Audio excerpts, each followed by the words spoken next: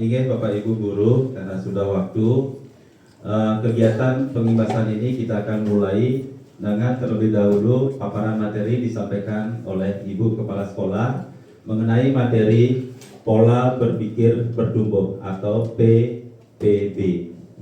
Untuk waktu sepenuhnya kami persilahkan pada Ibu Kepala Sekolah. Terima kasih Pak Adi, dia berdiri saja nih.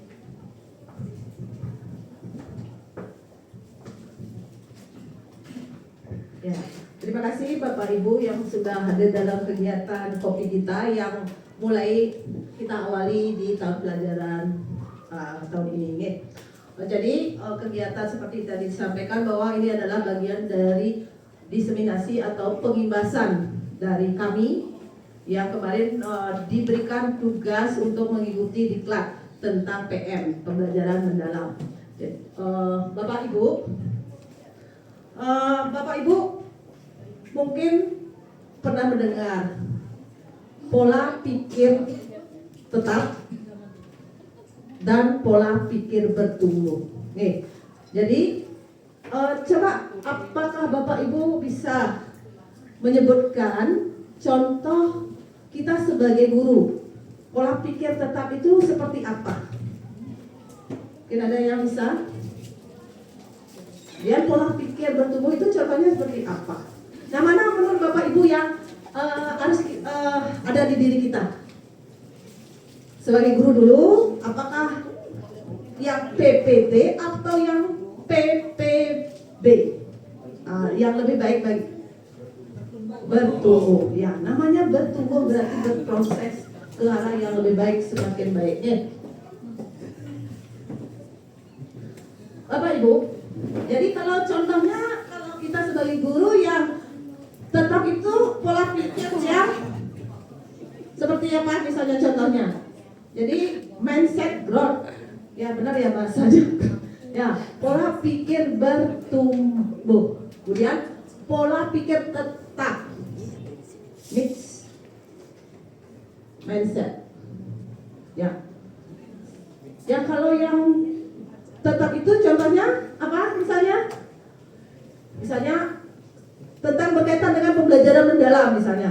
Oh, metode pembelajaran mendalam lagi berubah. Males kita belajar. Misalnya ya. Kalau bertumbuh apapun yang dari memang kita harus berproses menghadapi perubahan-perubahan yang terjadi. Yang kita harus siap menghadapi apapun perubahannya baik metode maupun kurikulum. Jadi kita tidak tetap pola pikirnya, tidak tetap terus berubah dan tidak mau yang dulu juga sama bagus. Nah kalau kita pola pikir bertumbuh, karena sesuai dengan perkembangan zaman. Jadi kurikulum itu kan mengikuti perkembangan zaman, sehingga kita apapun yang kita ikuti, kita berusaha menyesuaikannya.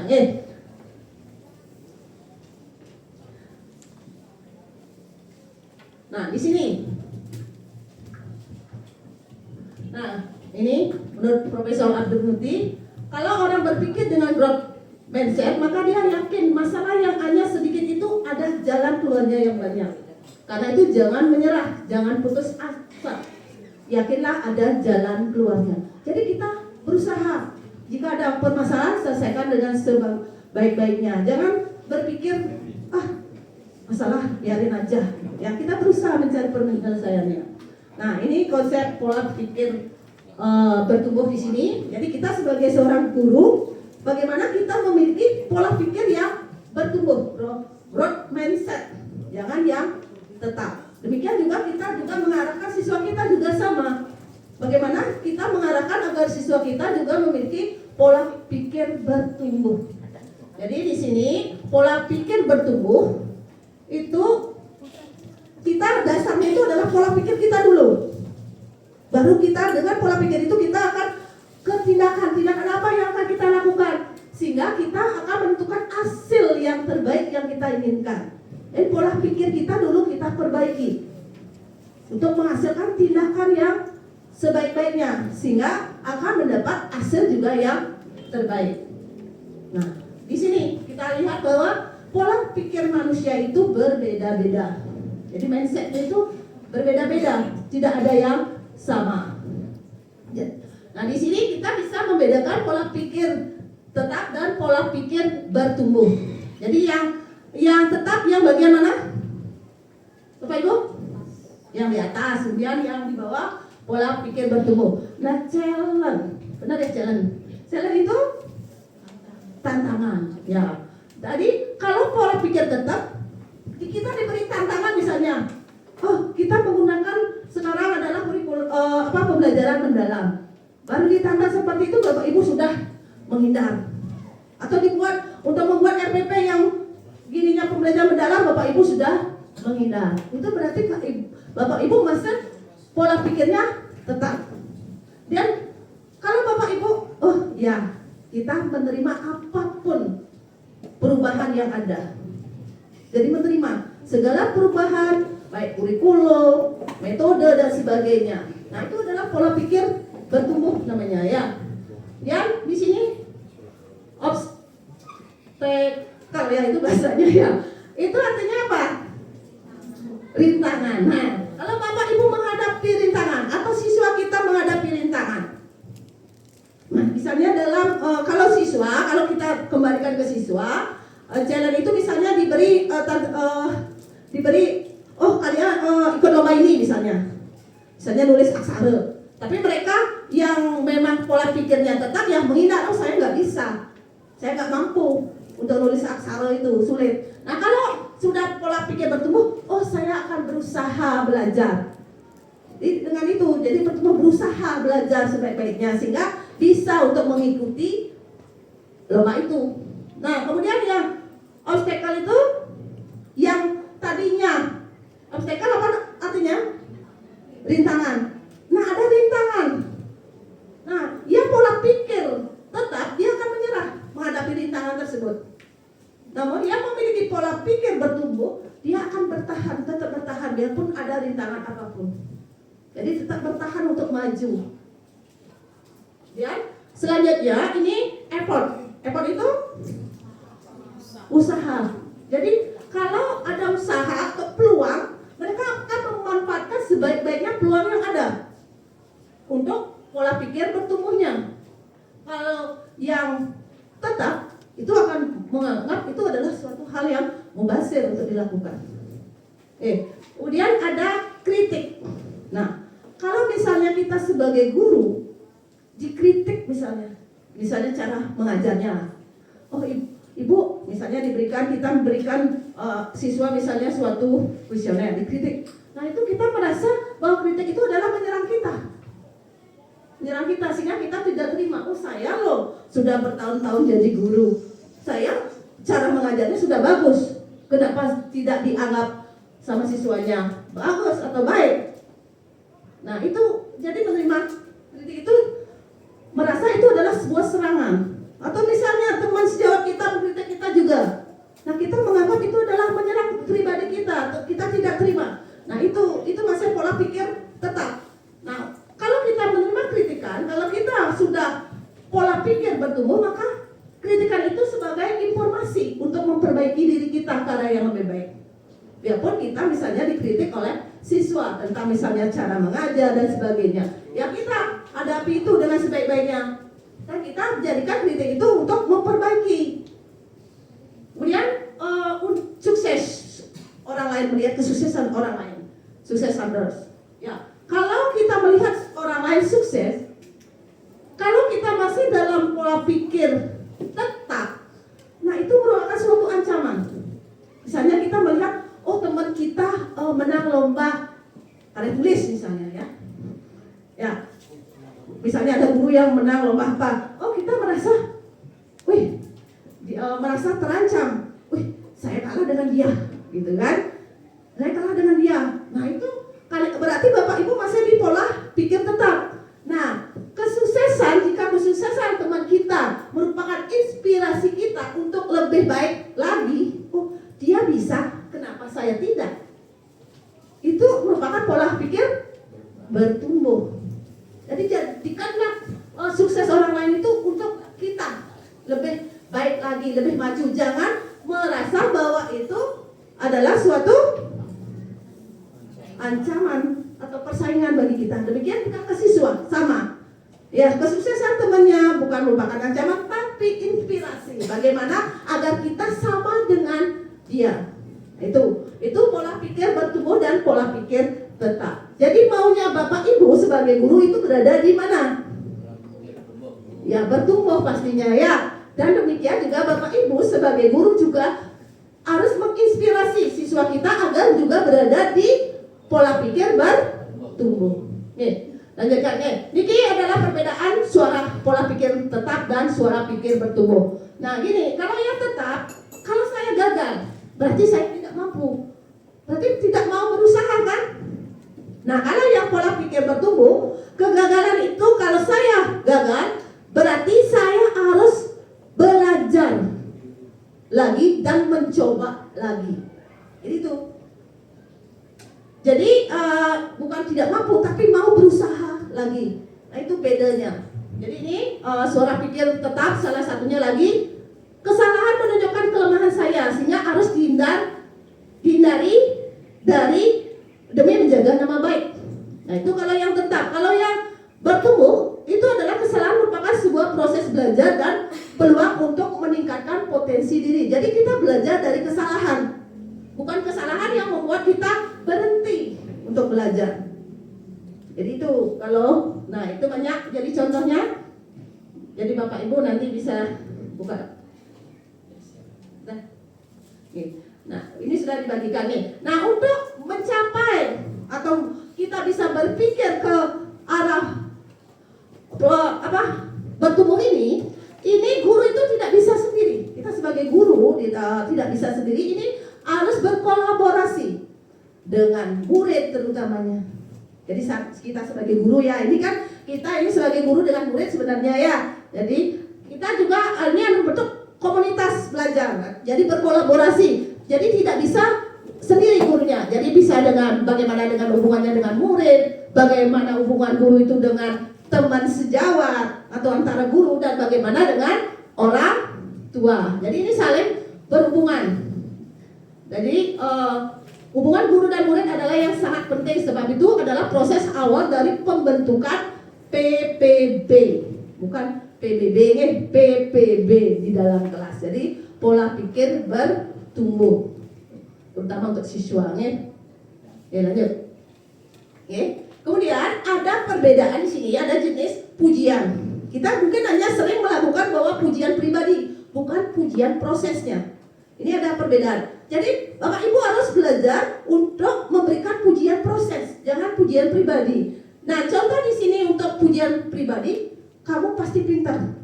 Nah, itu kalau Bapak Ibu memuji muridnya, oh kamu pasti pintar. Nah, murid itu akan selalu tertanam di mindsetnya atau di pola pikirnya bahwa saya pintar. Berarti dia menganggap dirinya pintar, tidak mau belajar kembali lagi. Karena dia sudah di mindsetnya tertanam, dia itu pintar. Nah, kalau itu pujian pribadi, sehingga dia tidak akan lagi berusaha. Nah, kalau Bapak Ibu memberikan pujian proses, contohnya, kamu pasti sudah bekerja keras. Nah, kalau kita memberikan pujian seperti itu, dia akan, oh saya sudah bekerja keras. Kalau lagi bekerja keras, pasti lebih baik lagi yang saya dapatkan. Tuh, kalau Bapak Ibu memberi pujian pribadi, kamu pasti pintar, dia akan berhenti sampai sana. Tidak akan ada usaha lagi. Kalau proses, dia akan terus memperbaiki, berusaha lebih baik lagi. Nah, jadi usahakan di dalam pembelajaran Bapak itu memberikan bentuk pujian proses, bukan pujian pribadi ya. Nah, ini Bapak Ibu bisa lihat mana yang termasuk pujian pribadi dan mana yang termasuk pujian proses. Misalnya yang pertama, kamu memang berbakat dalam matematika. Nah, karena dipuji seperti itu, dia kan, wih saya mampu ini matematikanya. Dan kalau pujian proses, kamu butuh materi matematika yang akan menantang otakmu. Nah, itu dia akan berusaha untuk mencari materi-materi atau soal-soal yang menantang bagi dia. Jadi dia akan mengikuti lagi ada usaha. Dan ya, tadi kamu pintar sekali. Nah, itu pujian pribadi. Nah, kalau prosesnya, kamu telah menggunakan strategi yang tepat untuk menjawab soal ini. Dan prosesnya dipuji. bukan hasil semata yang membuat dia berhenti untuk berusaha ya. Kemudian kamu anak yang baik. Nah, yang punya prosesnya, kamu patut diapresiasi untuk usahamu yang sangat baik. Nah, jadi Bapak Ibu sebagai guru nanti usahakan pujian yang diberikan adalah pujian prosesnya. Nah, the power of yet itu tidak ya. Yes, tidak artinya ya. Tidak. Tidak, bukan belum. Oh, belum ya. Ya maaf. Ya, belum. Nah, ini ada perbedaan tidak menjadi belum. Bagaimana kita mengubah kata tidak itu menjadi belum? Karena kalau kata tidak itu kan berhenti kan. Kalau belum berarti ya masih ada bisa kita perbaiki. Jadi usahakan kita bagaimana kekuatan yet itu, kekuatan kata belum itu mengubah kata tidak menjadi belum. Sehingga terbuka peluang untuk mencoba lagi dan meraih sukses. Nah, inilah prinsip utama dari pola pikir bertumbuh. Ya, jadi melihat peluang. Jangan saya tidak bisa. Itu salah. Itu berarti pola pikir tetap saya belum bisa. Berarti ada usaha di sana untuk menjadi bisa. Kalau tidak bisa ya sudah berhenti pasti di sana. Karena tidak bisa dia tidak akan melakukan usaha kan. Sehingga kita bagaimana kita merubah kata tidak itu menjadi belum. Jadi kekuatan dari yet itu ya. Ya, terima kasih Bapak Ibu atas perhatiannya. Sebelum saya akhiri, saya akan memberikan sebuah pantun. Namun saya lupa ini.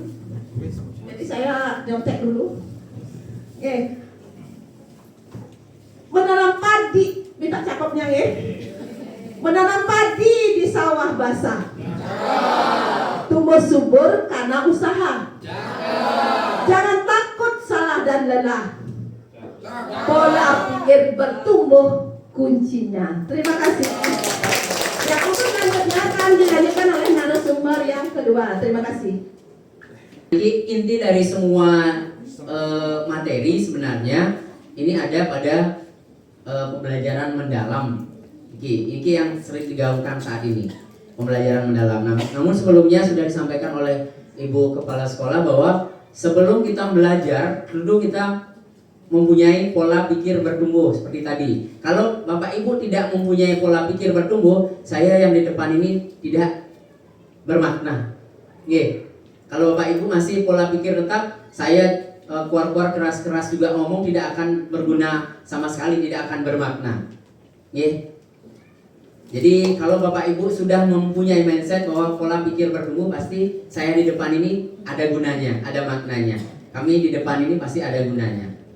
Kalau Bapak Ibu masih pola pikir tetap, mungkin saya hanya sekedar berbicara. Ini hanya sekedar taking video, taking dokumen seperti itu saja. Oke, mohon perhatian Bapak Ibu. Ini saya langsung saja seperti yang disampaikan bermakna. Oke, pembelajaran mendalam adalah sebuah transformasi pembelajaran di era kementerian sekarang, yaitu menuju pendidikan bermutu untuk semua, tidak hanya untuk guru, tidak hanya untuk murid, tapi semua, karena kita perlu kolaborasi orang tua dan stakeholder yang ada di sekolah, di luar sekolah, dan pendukung sekolah semuanya. Oke, jadi bermutu itu dalam artian semuanya mempunyai energi positif untuk membangun lebih baik lagi. Oke, nanti outline naskah untuk pembelajaran mendalam saya akan share semuanya secara detail di grup, nanti di drive ya. Silakan Pak Ibu download sendiri. Oke. Silahkan disimpan dengan baik, dibaca boleh, disimpan dengan baik juga tidak masalah. Oke, jadi tidak latar belakang mungkin Bapak Ibu bisa baca nanti ya. Nah, ini sudah terkait dengan naskah, berarti naskah harus dibaca. Jadi saya tidak akan bicarakan lagi, dibaca saja ya. Nah, ini adalah dasar kenapa kok ada pembelajaran mendalam. Ini ada research, kemudian ada diagram-diagram yang menyatakan bahwa ini penting. Kita harus berubah, kita harus memperbaiki sesuatu yang ada yang salah, kita perbaiki. Yang tahu salah adalah research ya, dari kementerian yang research, bukan kita menerima saja. Kita disuruh memperbaiki di sekolah, kita ikuti saja. Oke, seperti itu. Jadi definisi pembelajaran mendalam Pak Ibu bisa baca. Jadi intinya adalah pembelajaran mendalam itu adalah mindful, berkesadaran, bermakna, kemudian menyenangkan. Semuanya full. Ya, jangan isi as nanti pulas nanti. Mindful. Yang pertama adalah berkesadaran, sadar bahwa kita belajar, tidak hanya murid, guru juga sadar belajar. Yang kedua adalah meaningful. Itu adalah ketika kita melakukan semua kegiatan itu menjadi bermakna. Seperti tadi, kalau tidak ada pola pikir bertumbuh, tidak akan bermakna saya ada di sini. Kami tidak akan bermakna. Kita akan tidak bermakna melakukan kegiatan selama 3 bulan. Kami bertiga, berempat, nanti akan melakukan kegiatan 3 bulan in OJT dan in 2 nanti sampai bulan Oktober. Mohon Bapak Ibu membuat kami bermakna, agar kita bisa saling support dan berkolaborasi. Jadi ada kenapa pembelajaran mendalam, karena kita adalah orang-orang intelektual. Jadi kita bisa mengolah pikiran kita, mengolah hati kita, etika kita, rasa kita dengan baik, merasa nyaman, merasa memberikan energi positif ke lingkungan kita, ke siswa kita. Kemudian kita punya rasa yang menyenangkan, estetika dan raga kita juga harus diolah dengan baik. Karena kita sekarang ada 7 kebiasaan anak Indonesia Abad, salah satunya adalah berolahraga. Kita terapkan untuk diri kita dan anak-anak di siswa kita. Kemudian pembelajaran mendalam sebagai solusi ya Niki. Bapak Ibu bisa melihat, berkesadaran, bermakna, menggembirakan. Dan intinya nanti akan, kalau sudah sadar, bermakna dan menggembirakan, itu kita menggunakan pikiran, hati, rasa dan raga kita untuk mewujudkan profil lulusan 8 dimensi profil lulusan. Nanti dikenal juga kita sebut dengan ada keimanan, ketakwaan, kewargaan, penalaran kritis, kreativitas, kolaborasi, kemandirian, kemudian kesehatan dan komunikasi. Ada beberapa penambahan dari sebelumnya. Sebelumnya ada P5, itu ada 6 dimensi, sekarang ada 8. Ada yang sama, tapi ada yang berbeda. Tapi intinya semua untuk hal yang positif. Nah, Bapak Ibu bisa nanti lebih detail apa sih 8 dimensi kelulusan, ya. Dan kita mengenal ada kenapa kok bisa. Kita tambahkan kalau di sebelumnya di kurikulum Merdeka tahun 2024 kita hanya fokusnya ada di Ki Hajar Dewantara. Sekarang ada filosofinya Ki Haji Ahmad Dahlan. Ini tambahannya. Pak Ibu bisa baca apa sih sebenarnya tambahannya. Bisa. Karena kita juga mau meningkatkan literasi Bapak Ibu, kita punya waktu sedikit, sisanya dibaca. Nah ini landasan teoritisnya, kemudian landasan sosiologisnya. Nah ini banyak membaca, saya tidak akan sebutkan karena ini perlu dibaca. Kemudian yuridis, landasan hukum dan empirisnya juga. Nah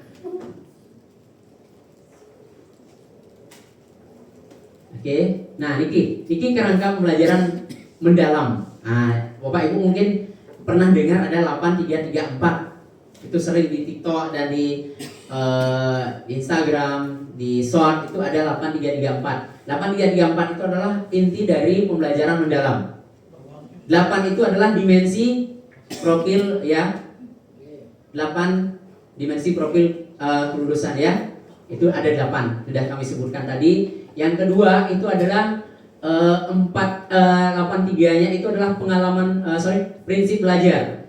Ya, prinsip belajar itu adalah seperti tadi, berkesadaran, bermakna dan menggembirakan, mindful, meaningful, and joyful. Jadi yang selanjutnya, 3 selanjutnya adalah pengalaman belajar. Ketika di kelas kita bisa memberikan pengalaman belajar. Yang pertama adalah memahami, kemudian mengaplikasi, kemudian yang terakhir adalah merefleksi. Ada 3. Dan yang terakhir, yang keempat terakhir itu adalah kerangka pembelajaran. Ini adalah yang pertama adalah praktik pedagogis, lingkungan pembelajaran, kemudian kemitraan pembelajaran, dan yang terakhir adalah pemanfaatan digital. Ada 4 kerangka pembelajaran, 8, 3, 3, 4. Itu rumus dari pembelajaran mendalam. Mungkin sebelumnya belum ada rumus seperti ini, hanya di pembelajaran mendalam. Ini untuk membuat suatu ciri khas tersendiri. Jadi ini nanti akan Bapak Ibu terapkan dalam perencanaan pembelajaran. Nanti selanjutnya rekan Tiang akan menyampaikan tentang assessment, tentang pelajaran mendalam dan juga terkait dengan perencanaan pembelajaran. Ya, ini akan masuk ke dalam terintegrasi dalam rencana pembelajaran Bapak Ibu yang bisa diaplikasikan di kelas. Ya. Nah, kemudian di 8334 ini kalau yang lihat kami berikan penjabarannya seperti ini. Prinsip pembelajaran berkesadaran, bermakna, mengembirakan seperti apa? Ya. Nanti Bapak Ibu bisa cek ulang, bisa scroll, kemudian baca lebih detail ya, apa sih pengalaman prinsip pembelajaran. Kemudian pengalaman belajar itu tadi sudah saya sampaikan, yang pertama memahami, mengaplikasi dan merefleksi. Kalau yang berikan contoh, kalau memahami ya berarti seperti pertama persepsi, berikan pemahaman kepada siswa kalau di kelas ini ya. Kemudian bagaimana memberikan aplikasi kepada mereka agar pembelajaran mendalam ini intinya adalah memberikan pengetahuan yang ada di kelas agar terhubung, terkoneksi dengan hal nyata yang ada di lingkungan mereka, agar mereka paham bahwa belajar itu ada fungsinya untuk lingkungan kita atau untuk kita di masyarakat. Seperti itu. Ya, nanti di rencana pembelajaran mungkin akan kita sisipkan hal seperti itu. Kemudian ini hal-hal yang sebenarnya untuk terkait dengan apa yang kita inginkan. Solo taksonomi Bloom ya. Kalau taksonomi Bloom itu kan ada C1, C2 nanti itu kaitannya dengan assessment nanti. Yeah. Nah, kemudian di taksonomi Solo dan Bloom dalam pembelajaran mendalam di sini ada unggul, cakap, berkembang, dasar dan belum berkembang. Ini kaitannya dengan assessment nanti. Nah, mungkin Bapak Ibu kita juga kemarin sudah sempat diberikan pemahaman juga dari kurikulum ya. Pak Ngurah kemarin dan Bu Mariati kita juga dan staf juga sedang bernegosiasi terkait dengan dokumen kurikulum kita dengan pengawas terkait juga dengan asesmen ini. Nanti itu kita akan sepakati terkait dengan penilaian, karena di pembelajaran mendalam itu yang banyak terlihat adalah deskripsi, nilainya belum terlihat apakah nanti akan disepakati seperti apa. Belum bisa kita putuskan secara formal. Nah, kemudian pengalaman belajar ini memahami, mengaplikasi, merefleksi sudah yang sampaikan tadi. Nah, ini kerangka pembelajaran tadi sudah disampaikan, praktik pedagogis yaitu praktik Bapak Ibu ketika tentang pembelajaran di kelas, memberikan pengalaman belajar yang menyenangkan seperti itu. Lingkungan pembelajaran di ruang fisik kelas Bapak Ibu bagaimana situasinya, kemudian di sekitar Bapak Ibu dengan siapa atau apa yang ada di lingkungan kelas itu, di luar kelas apa. Kemudian pemanfaatan teknologi digital, Bapak Ibu juga harus memanfaatkan teknologi digital, terutamanya sekarang AI. Bapak Ibu boleh mengintegrasi kegiatan pembelajaran di kelas, boleh mengizinkan anak-anak untuk menggunakan AI, tentunya dengan pengawasan dan bimbingan Bapak Ibu sendiri. Kemudian terakhir ada kemitraan pembelajaran, Bapak Ibu bisa melakukan pembelajaran lintas mapel. Misalnya Bapak Ibu di bahasa Indonesia boleh minta tolong kalau memang ada materinya terkait dengan seni budaya, boleh minta tolong dari guru mapel seni budaya untuk membantu menjelaskan, memberikan pengetahuan, pengalaman belajar yang berbeda di kelas tersebut. Seperti itu. Dan juga boleh mengajak orang tua atau ahli di bidang khusus dalam kegiatan pembelajaran tersebut. Nah, ini elemen ekosistem yang perlu Bapak Ibu. Nah, sudah disampaikan sarang Ibu tadi bahwa ekosistem kita adalah seperti niki. Yang untuk satuan pendidikan itu kolaborasinya adalah dengan keluarga, dengan masyarakat, itu penting. Karena kita menekankan pada kolaborasi. Ya, nanti di akhir kita akan menyampaikan ada inquiry kolaboratif terkait dengan kerjasama kita dengan stakeholder yang ada di sekolah, antar guru dengan kepala sekolah dan semua yang ada di sekolah ini, warga sekolah. Niki adalah transformasi peran guru dalam ekosistem pembelajaran mendalam. Nah, seperti niki. Yang paling penting kalau dulu ini letaknya guru itu di bawah, sekarang guru itu paling ujung artinya punya peran paling atas. Kalau guru tidak berusaha dengan baik untuk memberikan pembelajaran yang baik, jadi efeknya tidak akan bagus untuk mutu dari negara kita, dari sekolah kita utamanya. Ini sekedar untuk rekomendasi strategis. Nanti apa saja silakan Bapak Ibu baca. Itu saja yang bisa Tiang sampaikan terkait dengan pembelajaran mendalam. Karena terbatas waktu, kalau memang ingin sharing dengan kami, silahkan kita sharing secara individu boleh nanti, atau saat lain waktu kami akan berikan pemahaman lebih lanjut di kegiatan komunitas belajar ini. Terima kasih untuk waktu Bapak Ibu terkait dengan materi kami yang kedua. Selanjutnya yang ketiga terkait dengan asesmen akan disampaikan oleh Pak Adi. Silahkan. Terima kasih Ibu Kepala Sekolah, Pak Boke. Nah, giliran yang serah. Ya. Berkaitan dengan asesmen. Kalau dulu asesmen itu sama dengan penilaian. Ya. Nah, seiring dengan pergantian kementerian, sehingga istilah itu akan muncul lagi. Kalau dulu siswa serta didik, sekarang balik lagi menjadi murid. Nah, asesmen di PM, di deep learning itu adalah bagaimana pembelajaran itu dinilai. Ya. Nah, sekarang kita mulai dari prinsipnya atau penilaian asesmen itu. Ya, bagaimana proses pengumpulan, pengolahan informasi itu sebagai kebutuhan belajar siswa, sehingga kita akan mengetahui perkembangan siswa sejauh mana. Oke. Nah, asesmen itu biasanya kita menggunakan berbagai macam teknik. Nah, itu kita tidak pelajari lagi karena Bapak Ibu sudah semua tahu. Nah, cuman di sini adalah kita tekankan bahwa teknik dari penilaian itu bergantung pada saat apa kita akan cari, atau kita untuk mengetahui misalnya tes formatif atau sumatif, ataukah untuk mengetahui sikap siswa. Nah, ini di pembelajaran mendalam atau deep learning, prinsip asesmen itu ada 3.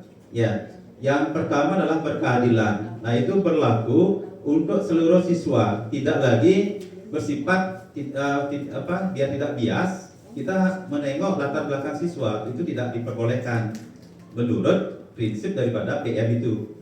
Nah, yang kedua adalah bersifat edukatif. Nah, dalam edukatif ini biasanya kita sudah mengedukasi, sudah menjalankan bahwa rapor itu diterima oleh orang tua. Di sanalah tugas kita, baik itu guru maupun wali, memberikan umpan balik.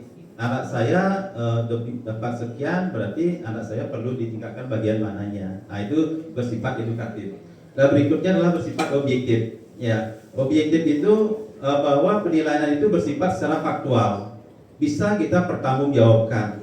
Nah, ini yang paling penting. Jadi nilai-nilai yang kita berikan ke anak itu harus berdasarkan data, by data, sehingga kita dituntut atau kita diapakan, kita sudah punya backing datanya. Anak bapak tidak masuk sekian, dapat sekian. Nah, itu. Oke, lanjut. Nah, sekarang asesmen di dalam pembelajaran mendalam itu kita bagi 2. Nanti ada asesmen formatif, kemudian ada asesmennya adalah sumatif. Nah, ini yang kita nanti di dalam kelas berkaitan dengan tugas guru adalah asesmen formatif. Ya. Nah, di awal pembelajaran itu kita boleh memberikan asesmen awal. Misalnya kita tahun ajaran baru ini kita nggak tahu anak didik kita atau kita tidak pernah mengajar, boleh kita berikan asesmen awal. Sehingga anak ini kita berikan materi A, sudahkah dia ada materi prasyarat A itu untuk melanjutkan ke A lebih tinggi. Ya. Nah, berikutnya adalah asesmen di dalam proses. Nah, itu boleh kita berikan ya proses selama proses pelajaran itu, mungkin semacam kuis dan sebagainya selama kegiatan proses itu. Nah, yang terakhir itu adalah asesmen sumatif. Nah, ini mencakup keseluruhan proses pembelajaran yang berkaitan dengan 1, syarat kenaikan kelas, 2, syarat kelulusan siswa. Nah, dari sinilah yang kita ambil. Nah, asesmen itu bersifat autentik, ya, asli, dan bersifat holistik secara menyeluruh, sehingga kegiatan penilaian itu betul-betul mencerminkan proses pembelajaran yang dicapai siswa berdasarkan apa-apa yang sudah diperoleh dan rencana apa yang kita sudah sepakati. Nah, berikutnya yang tergolong penilaian formatif itu sudah ada, ya. Nah, ini yang sering mungkin di dalam bangku kuliah kita sudah dapatkan asesmen as learning, kemudian asesmen for learning itu mencakup kepada asesmen formatif. Ya. Nah, yang AS itu adalah untuk refleksi diri di dalam kegiatan proses pembelajaran. Nah, contoh penilaiannya, titik penilaian itu boleh pakai jurnal reflektif, ya. Itu untuk mengecek kemajuan belajar siswa. Kemudian assessment for learning. Ini biasanya kita pakai observasi, kemudian memberikan umpan balik saat proses pembelajaran. Nah, yang terakhir itu adalah penilaian sumatif. Dan di sumatif ini adalah bagaimana mengukur capaian pembelajaran murid di akhir pembelajaran. Sehingga ketika kita membuat RPP itu atau rencana pembelajaran itu, di akhir dari proses itu bisa kita munculkan tes sumatifnya, mengukur pencapaian 1 kali proses pembelajaran. Oke. Nah, masalah teknik ini sudah banyak yang sudah kita dapatkan, sudah kita ketahui. Saya tidak akan sampai tidak saya lagi.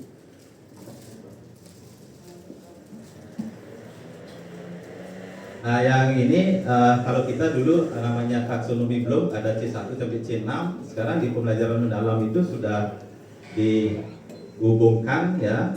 Kalau C1, C2 di tingkat mengingat memahami itu kategorinya di memahami, ya. Kemudian kalau di menganalisis menerapkan di PM itu kategorinya sudah di mengaplikasi, ya. Kemudian di tahap mencipta evaluasi itu sudah di tahap merefleksi. Sehingga istilah yang baru di PM itu adalah takso solo, bukan lagi takso belum. Nah, seperti itu.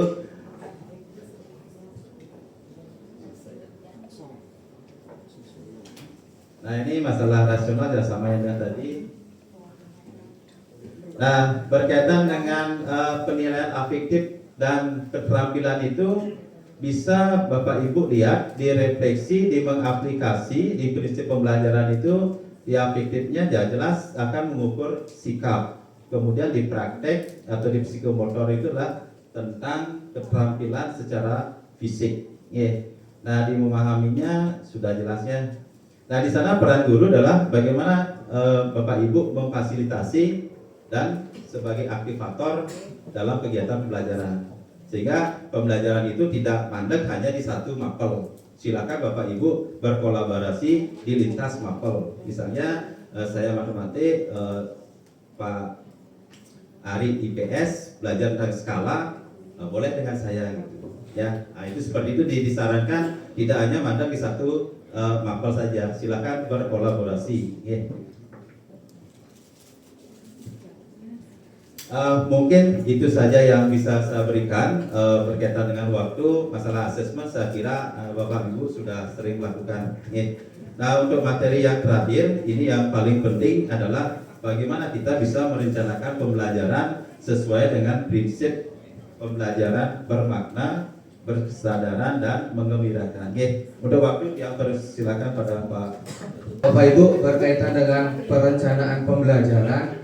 Kalau menurut saya mungkin ini adalah gongnya Bapak Ibu.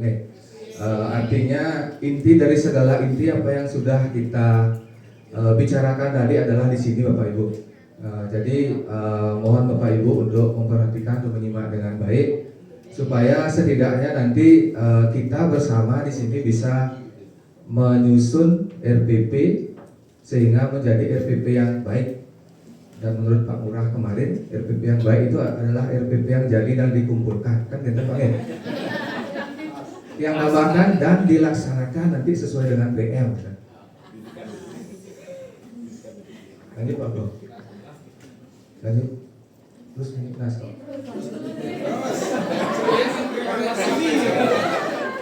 Di sini Bapak Ibu, yang pertama jadi berkaitan dengan masalah nama dulu ya. Kalau kemarin saat kurikulum merdeka itu kan modul ajar.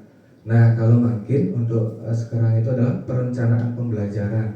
Nah, itu perencanaan pembelajaran. Waktu yang diklat RPP gitu aja gini ya, fasilitatornya berarti RPP namanya sekarang berarti.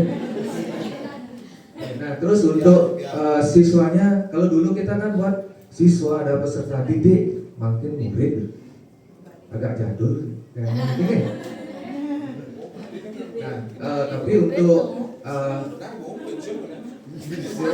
untuk RPP ini coba Bapak Ibu ingat-ingat kemarin waktu apa namanya Merdeka Belajar kemarin kan ada 3 komponen RPP nih.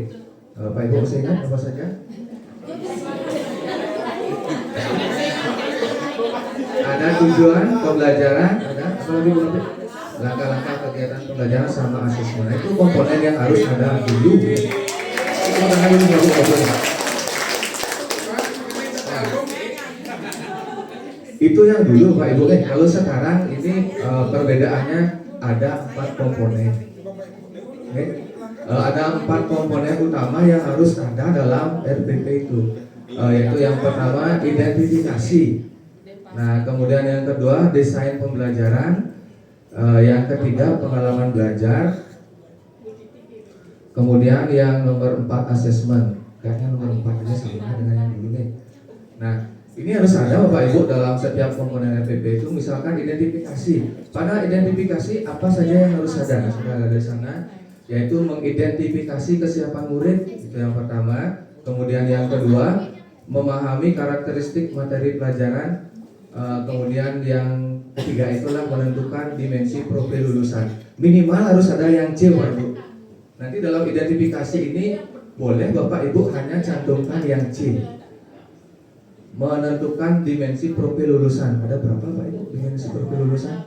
8. Nah, ini nanti Bapak Ibu pilih. Kalau jangan 88-nya, kalau bisa boleh 88-nya gitu. Tapi kayaknya muluk-muluk Pak Ibu kalau 88-nya. Artinya pilih beberapa aja yang menurut Bapak Ibu relevan dengan pembelajaran yang akan dilakukan. Kemudian desain pembelajaran, pengalaman belajar, asesmen. Kayaknya lanjut aja bagus, slide terakhir.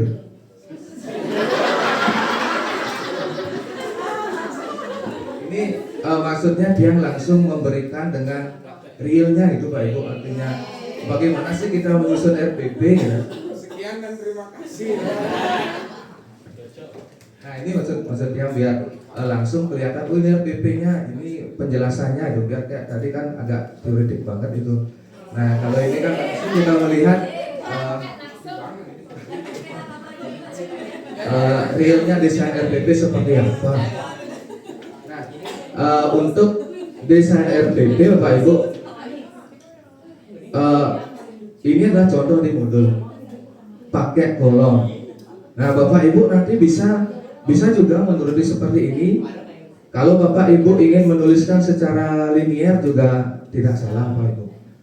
Artinya tidak dalam bentuk kolom seperti ini. Kalau saya pribadi terus terang lebih senang dalam bentuk kolom biar lebih komunikatif dia. Misalkan identifikasi, oh ini yang ada di identifikasi. Dalam desain pembelajaran ini yang ada.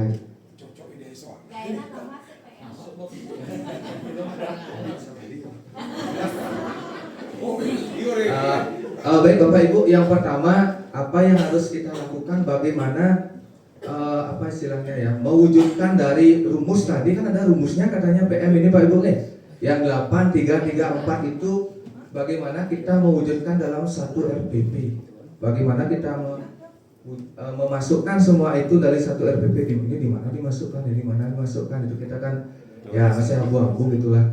Nah, jadi yang pertama identifikasi. Nah, di sini kompetensi minimum dalam identifikasi itu harus ada dimensi profil lulusan. Ini yang sebutkan tadi, minimal harus ada dimensi profil lulusan. Kalau Bapak Ibu ingin menambahkan dengan kesiapan peserta didik dan karakter materi pembelajaran, silakan. Oke. Nah, ini yang 8 dimensi profil lulusan. Cara penulisannya boleh seperti ini Pak Ibu. Artinya buat dulu ke-8-nya, nanti Bapak Ibu centang yang mana Pak Ibu pilih. Atau boleh juga buat yang dipilih saja. Kalau kemarin yang saat diklat disarankan buat seperti ini. Kenapa? Supaya kita terbiasa dengan 8 profil lulusan itu. Oh ini loh. Nah, supaya kita cepat hafal gitu lah intinya. Oke. Terus kemudian untuk desain pembelajaran. Nah pada desain pembelajaran ini yang pertama ada tujuan pembelajaran Pak Ibu. Nah untuk tujuan pelajaran Pak Rasa, Tiang Rasa ya. Tiang Rasa Pak Ibu sudah memahami semua nih, kan sudah bisa semua bikin tujuan pembelajaran. Ya, nah untuk tujuan pembelajaran di sini setidaknya mencakup kompetensi dan konten materi. Kompetensi itu dimaksudkan ya memahami. Siswa mampu memahami konsep hukum Newton. Nah, itu misalkan ya kompetensinya itu memahami konten materinya adalah hukum Newton. Nah, mungkin seperti itu ya untuk tujuan pembelajarannya. Kemudian desain yang selanjutnya itu harus ada praktik pedagogis. Nah, kalau dulu kita kan sudah biasa mencantumkan ini di modul ajar praktik pedagogis, model apa yang Bapak Ibu gunakan, strategi apa. Nah, itu dicantumkan di sini. Oke, misalkan kita menggunakan model PBL, problem based learning dengan strategi diskusi, bisa praktikum atau literasi presentasi. Nah, itu Bapak Ibu cantumkan di sana. Kemudian kemitraan pembelajaran. Ini opsional, itu artinya Bapak Ibu kemitraan pembelajaran. Mitra. Kalau bahasa Balinya mitro. Kalau mitro itu kan orang ketiga dalam suatu hubungan. Kan gitu loh. Atau bisa jadi orang keempat, kalau dua lah mitro kan orang keempat.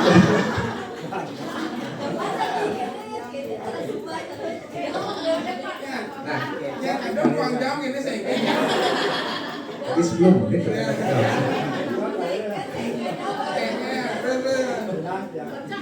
jadi untuk kemitraan ini memang definisinya sama dengan mitro yang Bali itu ternyata Pak Ibu kan. Jadi kemitraan itu adalah orang ketiga di luar sistem pembelajaran kita. Yang menjadi sistem pembelajaran di kelas itu kan kita siswa.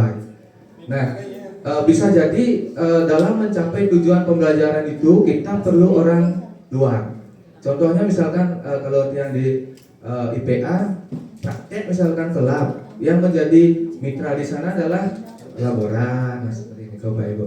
Kalau misalkan di bahasa Indonesia misalkan ke perpustakaan, petugas perpustakaan gitu. Atau ke museum pelajaran kita, petugas museum yang jadi mitra kita gitu. Nah, seperti itu Pak Ibu pengajaran kemitraan pembelajaran.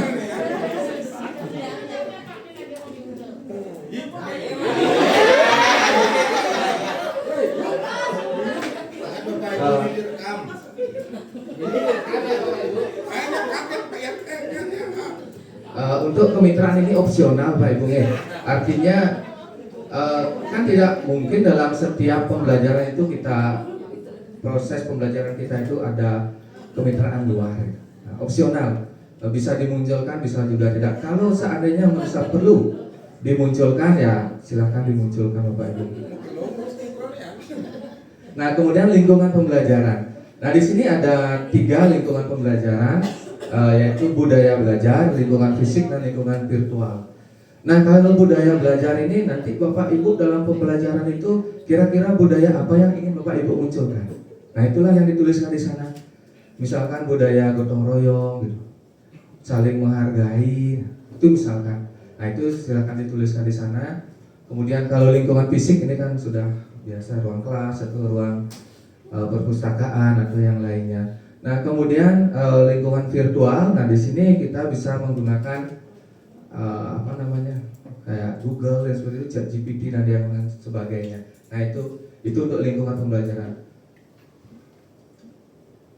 Nah, kemudian pemanfaatan digital. Nah, di sini juga opsional Pak Ibu ya. Artinya bisa dimunculkan, bisa juga tidak dimunculkan, tergantung kebutuhan Bapak Ibu saat pembelajaran. Nah, yang termasuk pemanfaatan digital itu ya kayak video YouTube misalkan kita mengajar memberikan tayangan video, nah itulah Bapak Ibu kan, atau kuisis atau yang lainnya Pak yakin ya. Yang yakin Bapak Ibu sudah sangat memahami berkaitan dengan pemanfaatan digital.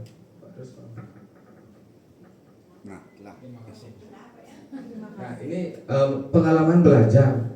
Nah, disinilah langkah-langkah pembelajarannya dimunculkan Bapak Ibu. Artinya kalau RPP dulu ada juga langkah-langkah pembelajaran, terus sini ada. Nah, di sini Bapak Ibu munculkan langkah-langkah pembelajarannya. Nah, yang harus ada di sana itu dalam langkah-langkah pembelajarannya adalah pengalaman belajar, memahami, mengaplikasi, dan merefleksi. Itu Bapak Ibu masukkan nanti di langkah-langkah pembelajaran. Nah, misalkan memahami, dalam pengalaman belajar memahami Bapak Ibu pilih prinsip pembelajaran, masukkan juga di sana. Harus masuk juga prinsip pembelajarannya.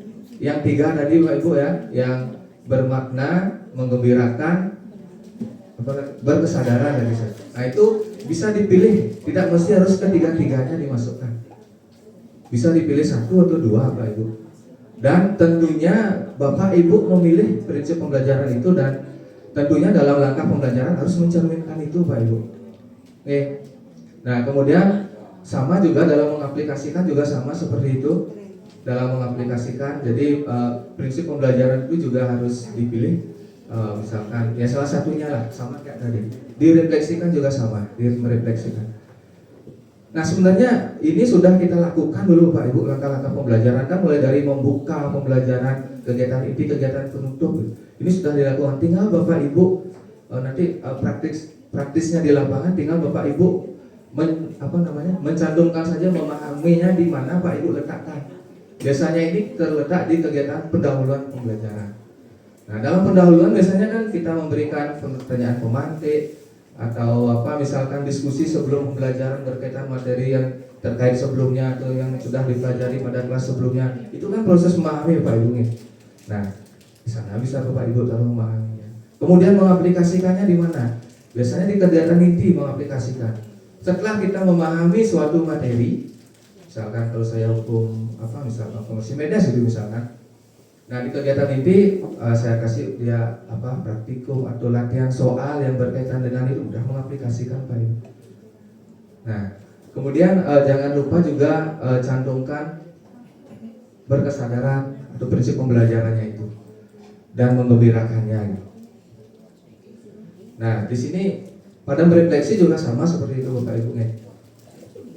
Nah sampai munculnya sesuatu, mungkin ini baru bagi kita semua, yang namanya aha moment Bapak Ibu. Pernah dengar Bapak Ibu aha moment? Nah aha moment itu terjadi ketika siswanya mampu mampu memahami konsep atau memahami rumus, atau dia mampu mendapatkan rumus dan sangat bahagia ya. Oh ternyata gini loh caranya gitu. Nah itu aha moment Pak Ibu. Ahanya tidak tahu panjangnya apa. Aha ternyata ini caranya hanya sebatas ekspresi dulu ahanya gitu. Itu aha moment Pak Ibu. Mungkin patokan kita mengembirakannya itu salah satunya adalah ketika kita mengajar dan siswa kita mencapai aha moment. Nah itu Pak Ibu. Kemarin ada yang nanya di saat diklat, apakah dengan memberi ice breaking itu sudah pasti mengembirakan? Apakah dengan tidak memberikan ice breaking tidak mengembirakan? Belum tentu Pak Ibu. Jadi yang dipakai standar untuk patokan mengembirakan itu adalah tercapainya tujuan pembelajaran dengan aha moment tadi Pak Ibu. Oke. Nah kemudian yang terakhir yaitu asesmen pembelajaran. Pada asesmen pembelajaran ini seperti yang disampaikan oleh rekan saya Pak Adi tadi, ada 3 asesmen, yaitu asesmen di awal pembelajaran, asesmen proses pembelajaran, dan asesmen di akhir pembelajaran. Nah di awal pembelajaran bisa kita berikan kayak pertanyaan-pertanyaan awal lah, pertanyaan pemantik, itu sudah termasuk asesmen awal pembelajaran Pak Ibu. Kemudian di proses pembelajaran bisa kita memberikan lembar kalau misalkan yang praktikum dengan lembar observasi, itu sudah asesmen proses pembelajaran. Kalau asesmen di akhir pembelajaran atau asesmen as learning itu ya bisa kita memberikan saat akhir, misalkan anak-anak sebelum belajar Pak kasih kuis berapa soal. Nah itu sudah termasuk asesmen akhir atau as learning. Nah untuk contoh RPP-nya mungkin nanti yang share aja Pak dari sana.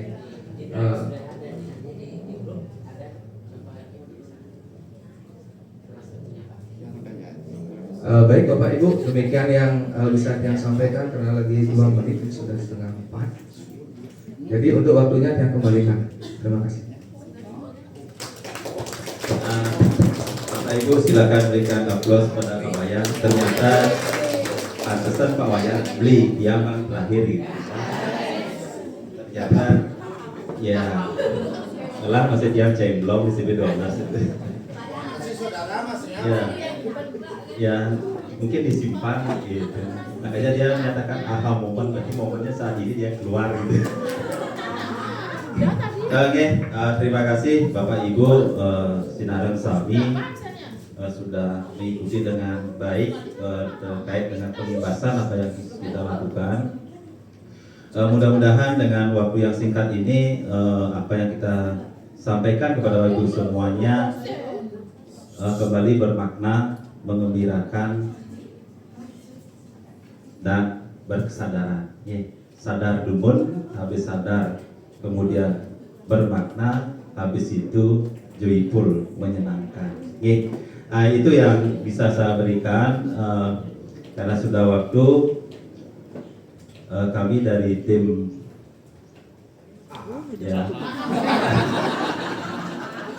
penyampaian materi, bila mana ada hal-hal yang belum bisa kami jawab atau tidak berkenan, mohon maaf. Kita semua berproses dan kita semua belajar. Dengan akhir kata, kegiatan ini dia tutup karena tidak diawali dengan Om Swastiastu, maka kegiatan ini saya akhiri dan saya ucapkan terima kasih. Bapak Ibu.